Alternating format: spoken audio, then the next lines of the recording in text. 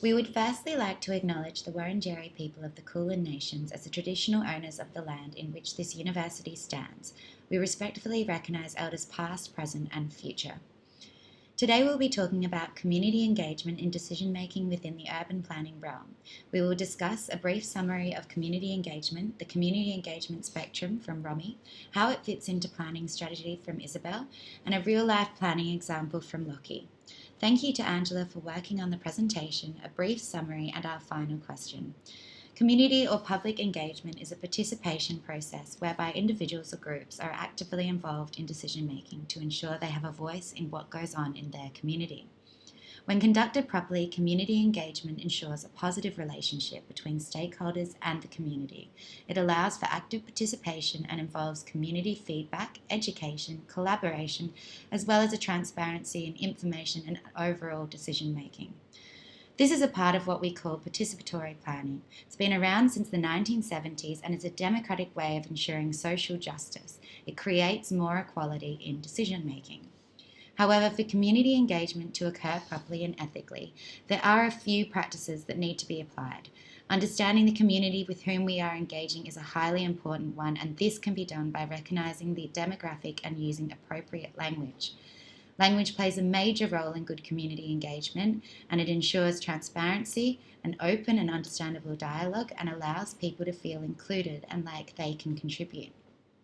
When working in a private planning firm, I saw community engagement take place when we worked on developers' large development projects in Melton.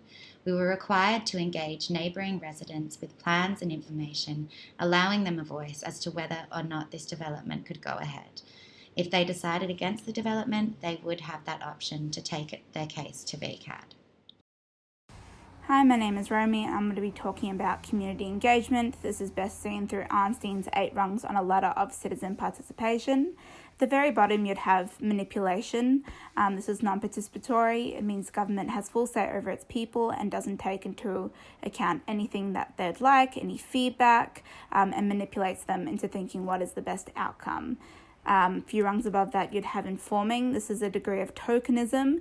Tokenism being that the community is just informed and their feedback, isn't really taken into account still at all. You'd have consultation where the community does get involved. However, government doesn't need to take into account any of their feedback.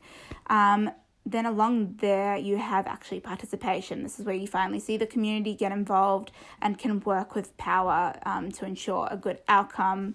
Then you have delegated power, and this actually allows all voices to be heard because there's still that power in play, but the community is still well involved in decision making, and this allows for citizen control not to be the full say, and there is some kind of delegated power put in play as well. An example of a local government community engagement framework is Glen Eyre's Community Engagement Strategy 2018 to 2021, which has a vision for a transparent and accountable local government area where decision-making is informed by the input from the community. Glen Eyre's approach to community engagement has been informed by public participation approaches.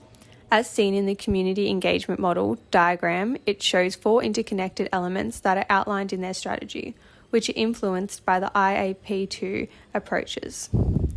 Working as a statutory urban planner at Glen Eyre City Council, I've experienced engagement with the community from working with applicants on a small scale to attending community meetings. I recently attended a delegate planning forum in regards to the construction of 4 3-storey townhouses on one lot.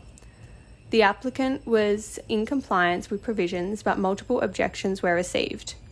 It was interesting to observe the dynamics between all parties, including objectors, the applicant, and planners. It showed the importance of having community engagement in planning decisions.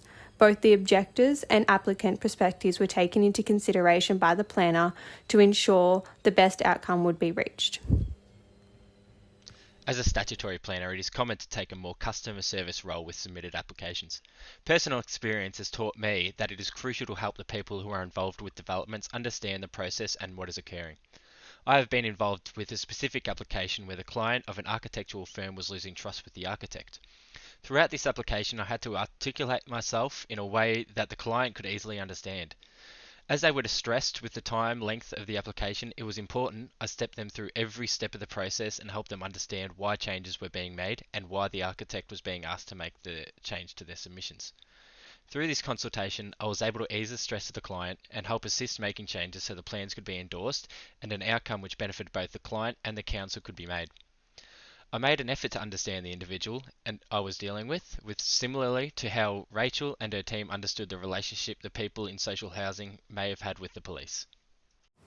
In conclusion, community engagement plays an important role in decision-making to improve a community's skills on problem solving and looking at a situation from multiple sides to find best solutions.